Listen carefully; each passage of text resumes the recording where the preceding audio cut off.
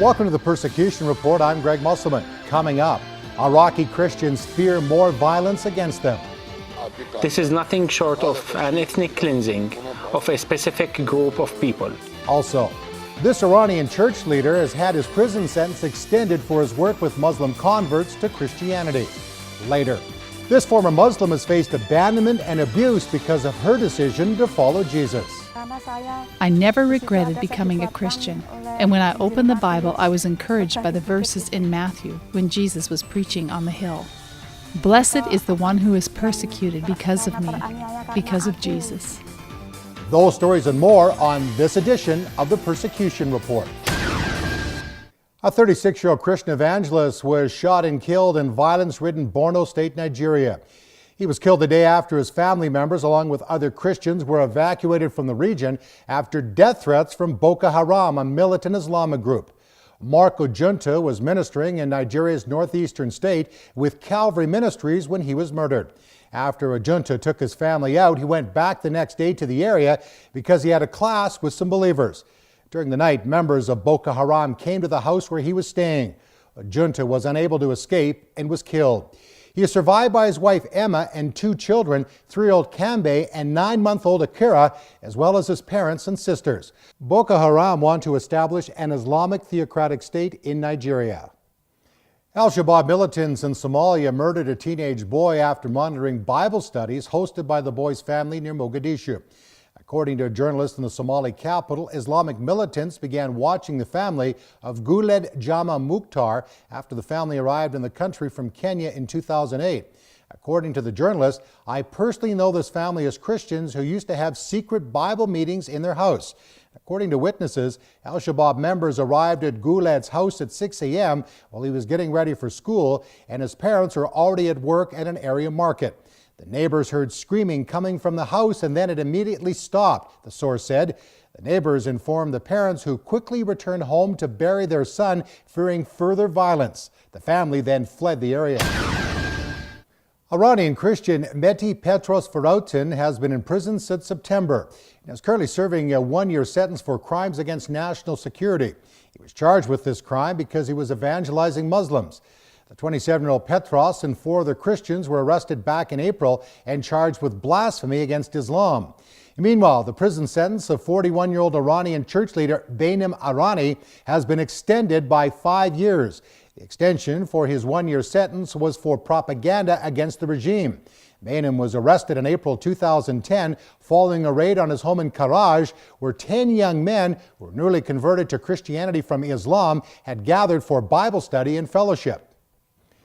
Persecution of Christians in Iraq has intensified since 2003. Since then, tens of thousands have fled their homeland to escape the growing pressure from militant Muslims.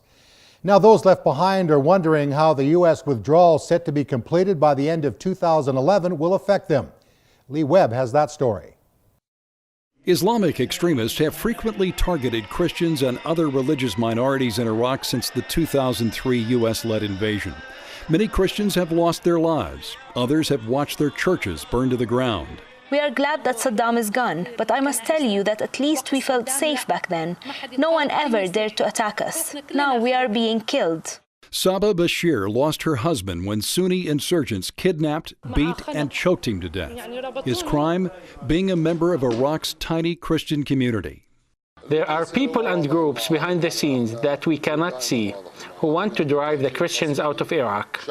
This is nothing short of an ethnic cleansing of a specific group of people. To protect themselves, some Iraqi Christians have taken extreme measures by forming a new militia. Armed with heavy machine guns and assault rifles, Christians in this tiny village outside of Mosul have taken an oath to protect their fellow believers. We're not like other militias that have sprung up across Iraq. We don't go out killing people and causing chaos. We stand here with our guns just to protect our people. The terrorists want to kill us Christians. If we don't defend ourselves, who will? Before the U.S.-led invasion, there were about 1 million Christians in Iraq. They lived in relative security, free to worship and build churches. But a report from the U.S. State Department in 2009 shows that number may have dropped to as few as 500,000. Tom Doyle is the Vice President and Middle East Director for E3 Partners, a ministry that works with church leaders in Iraq. and was asked about what the greatest risk is for the church in that country. I think right now, you have terrorist groups that have dedicated themselves just to ridding Iraq of Christians. And so that's the biggest target. I think the government will be lax, somewhat like Egypt, and Christians will have to fight off some of these terrorist groups that have vowed to get rid of Christians in Iraq. There's been so much happening with the Kurds in the north. We've been in that area. We've been in the Baghdad area. People are open. There's a desperation in Iraq. Many of them think that Iran could come in and take over. So it's the desperation. It's the time to get the message of Jesus out. So the leaders are excited and thrilled to move forward, but they know it'll probably be dangerous. Tom Doyle also says in spite of persecution against Christians, many Muslims are coming to know the Lord by witnessing the love displayed by the followers of Christ and by visions and dreams of Jesus. Continue to pray for the church in Iraq. The lady in our next story says her marriage to her Muslim husband was going well. That is, until she left Islam for Christianity. Her decision to follow Jesus led to humiliation, physical violence, and abandonment. Lidya, not her real name, is well aware of the cost of following Jesus in the Muslim-dominated nation of Indonesia. After her first husband deserted and divorced her, Lidya eventually married again. Things were good in her second marriage, she says, as they were both committed Muslims. Lidya even taught the women in her area the Quran. But then something dramatic occurred that would change everything. One night, while she and two friends were watching television at her home in late December 2000, a van suddenly crashed into the house. Before she realized what had happened, Lidya was trapped under the vehicle. She was also 7 months pregnant. In that incident, when I was under the van, I saw a vision of a man in a white robe and long hair. He touched my stomach and he said to me, "You are safe." Lidya says she has no idea of who healed her injured body, but she would soon find out. While her two friends were seriously injured, Lidya and her unborn baby were miraculously unharmed. Lidya was taken to what turned out to be a Christian hospital.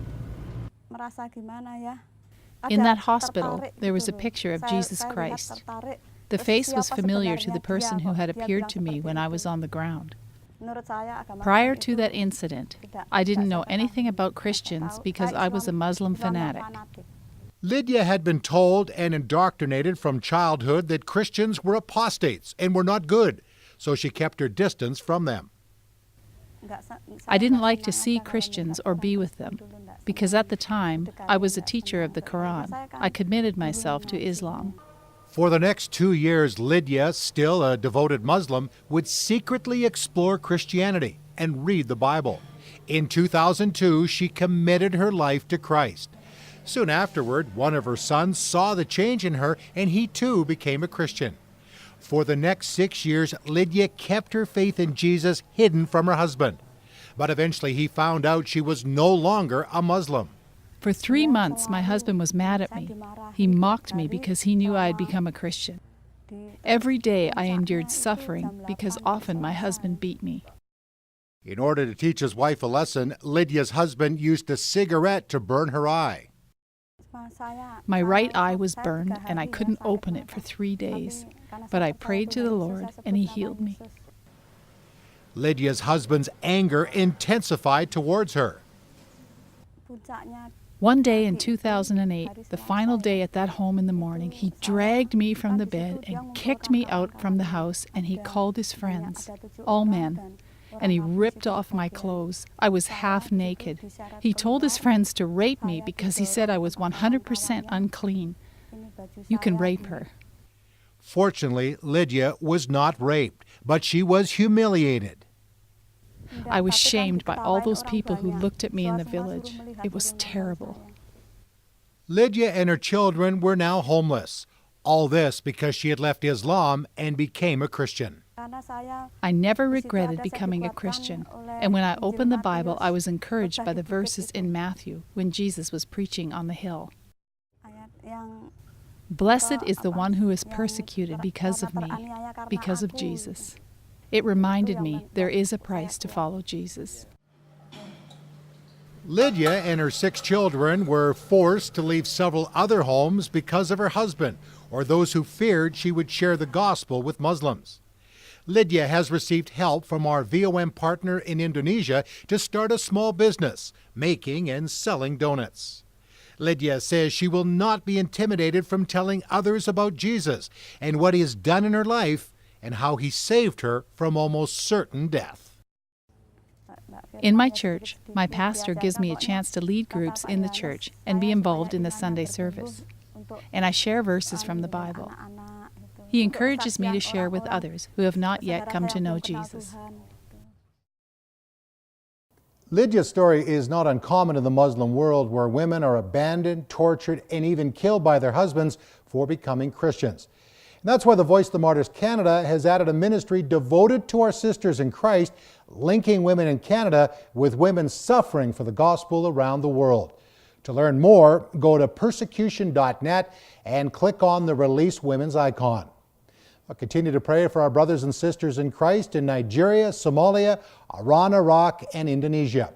Remember, when one part of the body suffers, we all suffer.